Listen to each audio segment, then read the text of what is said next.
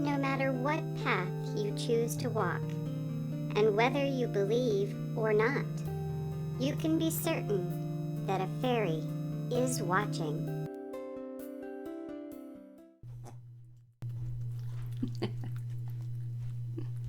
Hi, baby. Hello, fairy finders and fairy seekers. Welcome to FaerieQuest and another episode of Real Fairies in Real Photos, Single Photo Fairies, Episode 3. Today we are at Lions Park in Marshalltown, Iowa, and this is photo number 1113 with a single tree. That's all I'm going to say right now. You'll see in a little bit.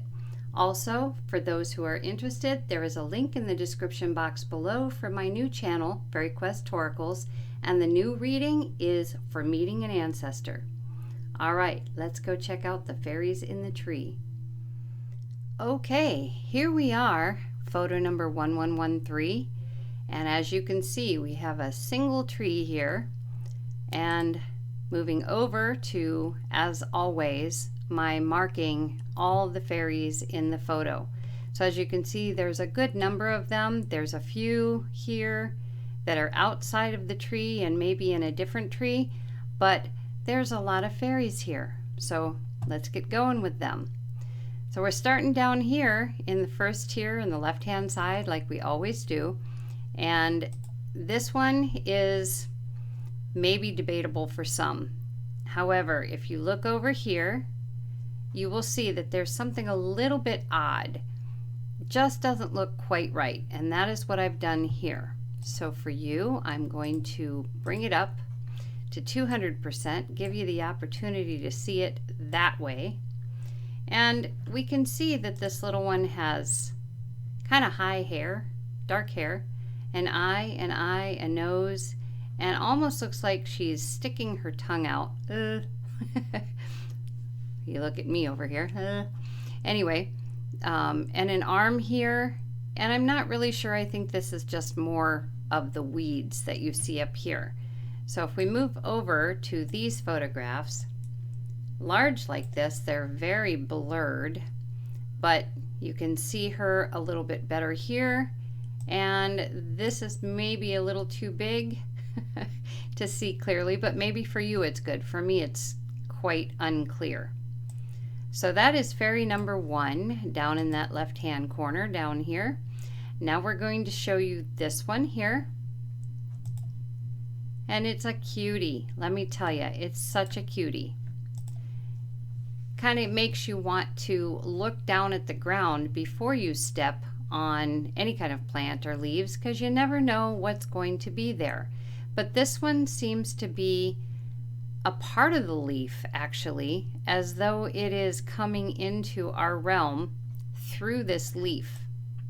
So if we look at it over here, we can see that it has an eye, a nose, little mouth is open, we have flesh colored, and we even have a little hand, arm, part of a wrist maybe, and a hand. And here we have it again, a little bit blurred because it's enlarged so much. But look at that, you can't miss it. All right, so moving on to number 3, we have this one here. And I was amazed with this one because of the way it's very clear. It's actually very clear and stylish. Made from leaves. She has formed her clothing and herself, everything from leaves. And if you're doubtful, I will show you something in the more enlarged photos. But we can see the hat, we see her dark hair, and obviously here's a foot down here that she was just starting to form her legs. So this isn't even attached yet. And very interesting style of clothing. We can also see an eye closed, a nose, and I'm moving over so you've got a better look here. A little bit larger, and make it even larger, and we can see that this part of the leaf that she has formed into her arm, her hand is up on her face as though going, oh no, somebody sees me. So I'll back you off a little bit and you can look for yourself. The hand is covering part of her mouth and a little bit of her nose. So there is a hand there along with all the rest. And like I said, they form themselves out of many different things. This one I absolutely, absolutely love. She is very, very unique and difficult to miss. So then we'll move on to number 4. And again, this is going to be one that might be questionable to many people, maybe appearing to be pareidolia, and maybe it is. But to me, it stood out because of the way the eyes and the nose and everything are, and it's not something that you look away from and cannot see again. So let's enlarge it here. It's on the bark of the tree, and we can see an eye and an eye. The nose is elongated, and then we've got the head goes up and around. This might be hair, I'm not sure. We can see cheeks. Not exactly totally human-like, but still very interesting. And if you feel it's pareidolia, that's fine. Like I said, it very well could be, but the fact that it is the eyes, the nose, and there's so many other fairies, and they form themselves and blend themselves in different ways to avoid being seen, I tend to mark them anyway. Okay, so now we'll move on to the one that is right next to the one in the tree bark. And as you can see, we've got a line in a row. Interesting, right? They all kind of conglomerated. Maybe they were having a meeting of some sort. I don't know. But we're moving on to this one. And I will make this one a little bit larger. There we go. All right, so here's the one, the tree, and you might even be able to see it better without any box around it. But this is the one that we're looking at, and this little one seems a little shy, or he is really trying to hide. He has a hat. He's got, it looks like maybe he tried to wrap his arms around this stick here. His feet are down here, kind of has one leg in front of the other, and seems to be wearing a darker coat. So if we look at him a little bit larger, we can actually see an eye, a nose, and he's covered his mouth with what looks like a cloak made of leaves. And then again, his hat. So I've lightened him up a little bit in this one for you. But again, eyes, nose, just the shiny part. We can see the top of the nose, very shiny here. But yeah, it looks like a cloak here with his arms wrapped around this stick. Can't really miss him. And he's got one foot forward and the other one looks like it's just kind of crossed in front and tipped over. Try standing that way, you'll know what I mean. Okay, so then next we go on to the one next to that one, right here. And this one is a girl. And she's done a very good job of hiding as well. And you know, so you know it's the same picture. Here's that very unique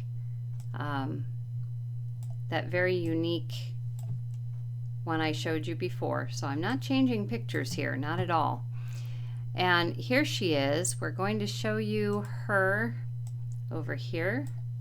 So she's looking down at the leaf, kind of hiding a little bit, but she's got her longer hair here. You're seeing her face in profile. Here's her nose right here and an eye right here, though that's not very clear. You can see her hairline, and it looks like she kind of has a pigtail up here and maybe another pigtail even here. And then her whole outfit is here, covered partially by a leaf, but she's got a long dress or cloak, and here is one foot, showing you a little larger.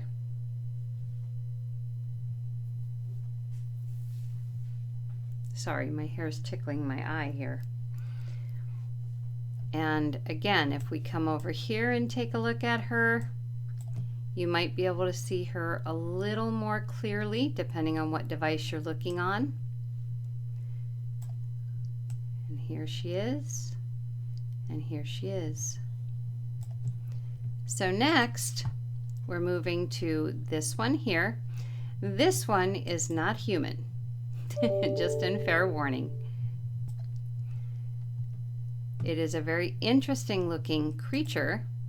Can't tell you what kind it is, but a very interesting looking creature.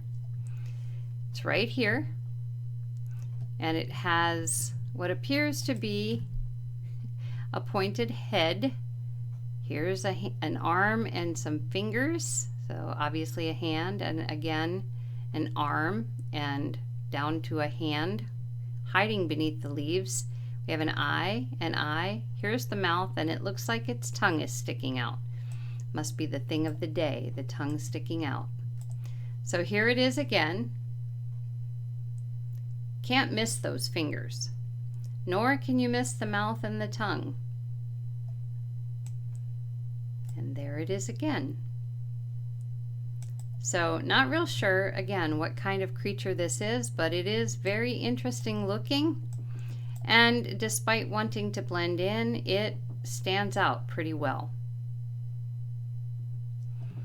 Next, we are going to see this one here, and this is actually not, I don't believe it's within the tree that we've been looking at here. I think it's in this tree or between the leaves of this tree and this tree in the background here. And so we have him right here. Let me get him bigger. And if you're hearing tapping, I think there's a woodpecker on the other side of my wall that's doing some tapping sounds. All right, so here we have the guy with the hat, and we can see his head here and part of his body here. I'm not sure if these are legs or not. I can't tell for sure, but I at least know it goes to the waist, and I believe this is a hand here.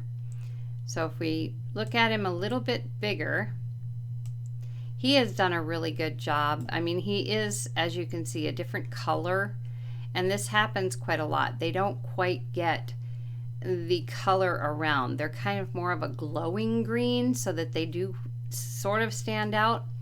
But we have an eye, and his nose. Here's part of his ear, his mouth, a little bit chubby cheeks, and again, here's either the sleeve and his hand is here, or this is his hand. I can't tell for sure.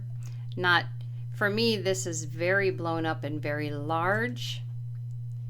On my computer, I'm using a desktop computer to look at them, and they are very skewed looking for me when they're this big, but on a phone this might be helpful. But you can see him much clearer, or at least I can here, and the features. But he has done a really good job in trying to blend, so the features are not as clear as some of them, kind of like this guy. Okay, so now we're moving on to this one here, or maybe this one, I'm not sure which. Just a second here. We'll take a look. Yes, we are moving on, and if you're hearing something else, it is my dog Sammy coming into my room to greet me. He knows I'm recording, and that drives him crazy. He wants to be a part of all of it. All right, so we are going to look at the one in the tree behind this one. So we're going here into this big tree. And this one to me looks like a gnome.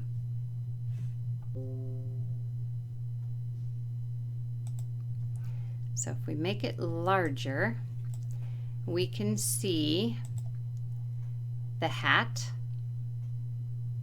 And here's a nose, eye, and definitely a very large beard. We can even see little black shoes. if we go over here, we have the hat and eye. Here's the beard, little black shoes. And I've lightened him up. Now again, he's not as clear as some of the other ones, but he has done his best to blend into the tree around, just like this guy. And it's what some of them do. They do their best. Here's even an ear here. His eye, his nose is kind of a little bit hooked. And we have the beard. Very interesting gnome. And then we have, I believe, this one here on the picnic table. And this one, it obviously is a little larger than what we're accustomed to seeing, because we can see her a good distance away. If you look at this picture, and let me take that up to at least 100% so you can see what I mean. So this is the picture without the boxes, and I am standing not too far away from this tree to take the photograph, and we can still see this fairy. I did not see her with the naked eye, however, while I was taking the photograph. And she is blurred, I think, because she is dancing. She's actually dancing and having a heyday on that picnic table. So we see her hair is like all fly away, and we can see here's her head, an eye, and her upper torso and her legs and possibly her butt. And if we look at her a little bit closer here, eye, and these here where you're seeing these lines, those are her arms, and she is moving very, very fast in a vibration, almost like, I mean, super fast belly dancing type dancing. But you can definitely see her hair. Nice, I mean, her hair is curled and quite long, but she's really moving fast, vibrating so fast. But she's an amazing fairy as well. So next, we're moving over to the opposite side of the tree over here. And we have 1, 2, 3, 4 fairies left. So here is the fairy in the left side of the tree. This one is quite clear. We have a hat, goes clear up and around over here. An eye, a nose, little tiny mouth you can see, and here's a hand and part of an arm. This one blended a lot better, maybe because there wasn't as much light in this one. In this side of the tree, it's more under the dark, so it's a lot easier to blend into the proper colors, when the other ones had a little trouble because of the light probably. So we see this little one a little bit bigger here. Again, his hat goes clear up and around, but you can see the start of it comes up like this and around like this and down, and then the eye and the nose, little mouth, chin, hand, up to the face, and bigger yet, and a little lightened this time so you can see more of the hat. Then moving over to this one, I believe this one is not human either, if I remember correctly. So we'll make this one bigger. Okay, so you might not be able to see it this way, but it is right here. And it has very big eyes, and I'm not sure, mouth and nose, and kind of fuzzy hair, and then the body is interesting. So I'll move over to a little bit larger version. So big eye, nose, mouth is open. Here's the head, some fuzzy hair coming off the head, the body is kind of rounded in a way, and we can see a foot with toes. It's almost like a flipper with toes. So this one is a very interesting looking fairy that I cannot even give you a clue, and I lightened it up a little bit here so you can see, but this flipper just fascinates me. That's a very interesting looking fairy. So we've had two so far that are not human-like, and the rest have been more human looking. So now we're going to this one here, and there's actually more than one fairy in this photo. So we're looking here, here, and here in this one picture. And again, these attempted to blend. So their facial features are not as clear as some of the other ones. So here is the head profile. There's a hat on this one. There's the nose sticking out with the chin. Comes around here. Here's an eye. So we're only getting, here's an ear, only getting a portion of this one, and again, not very clearly. Here we have a young girl with a very interesting hat that has a flower. Here's her face. We can see one eye, some bangs, and here is part of her. She's holding or carrying something. And here's another part of her, probably her arm coming down. Can't really tell what the rest of her looks like. And then, but again, she has attempted to blend like the rest of them. And this one is also, whether you can tell or not, there is a larger being, it looks like, under here. But I don't know for sure. So you can take a look at that one yourself. So maybe there aren't three, maybe there's two. Just this one and this one with their backs to this folded leaf. I can see over here underneath, I can see an eye and a nose here and an ear, and possibly, yeah, I'm not sure on that one. So anyway, it's her and it's him. And the one here, his hat, if you look here, his hat is kind of tipped on his head a little bit like this. So that's that one. And then we have one more over here. So we're going to have to do this to see that one. And again, this is one of those that has used the light, has done the best that it can to blend in to the tree, but the light is how this one came to be, forming itself from the light. And here we have a hat. We have an eye looking kind of that way up towards the top of the tree. We have a nose. We have the chin. Here's a hand right here. Maybe a little bit of hair. He's cute. He's very cute. We can see him a little bit better here, at least parts of him. And keep in mind, when I enlarge these photos, a lot of times they start having kind of a painted quality to them.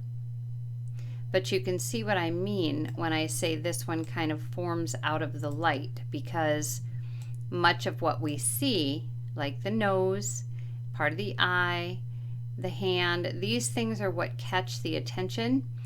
And there's no doubt there's a being here, or at least part of one. So this one may have come into our dimension to take a look before coming in fully. That's not unusual at all. So this was the last one, and I still find this area very fascinating for, you know, just basically a tree, a main tree, with so many from here over. Even though it included this tree and the picnic table, it was still a lot of fairies in one tree, one area. So I hope you enjoyed taking a look at this tree, this area. It's a very magical park for fairies anyway. And I think that's it for this time. We'll see you in the next episode. Take care.